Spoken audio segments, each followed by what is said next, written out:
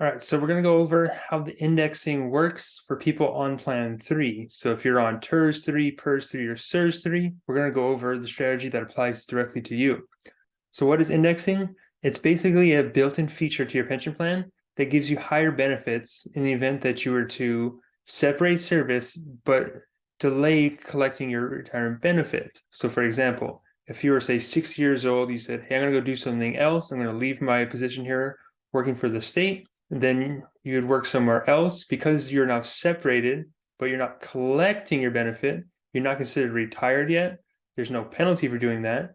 Your benefit is actually going to increase by 3% for every year that you're going to delay it up until you're 65. So if you're 60 and you've worked somewhere else for 1 year, your pension would increase by 3%, the net benefit payout. And that would compound each other up until 65. It's the longest that you could defer doing that too. Now, before you're even eligible for this indexing feature, you have to have at least 20 service credit years in Washington State. That's when you're going to be eligible to reap this benefit. But remember that as soon as you decide to start collecting your pension, the indexing feature stops. You're going to be stuck with what your current benefit is. Now, you're still going to get a cost of living adjustments on it, but it's not a set 3% like you would get if you were just to let it sit in the fund and not collect it. All right, so for a quick example, let's say you had 25 years working in TRS 3 and you decided to leave.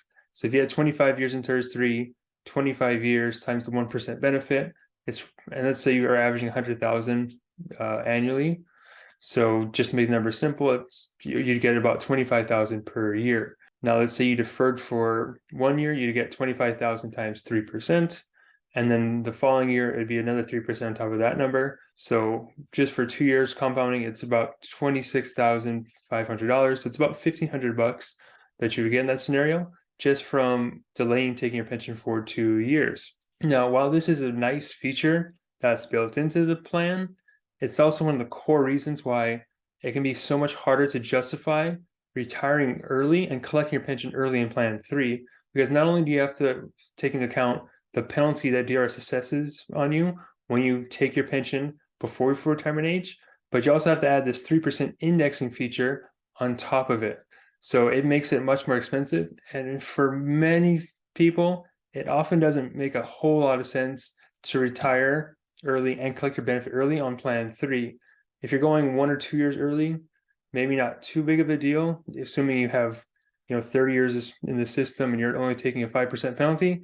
Any more than that, the break even is just too far out there, and you can't really see it making much sense for a lot of people. All right, so that's how the indexing feature works. If you found it helpful, make sure you give it a like, share it with a friend, and consider subscribing so you don't miss future updates like this on your pension benefits. I'll see you guys next week. Remember that your future depends on what you do today.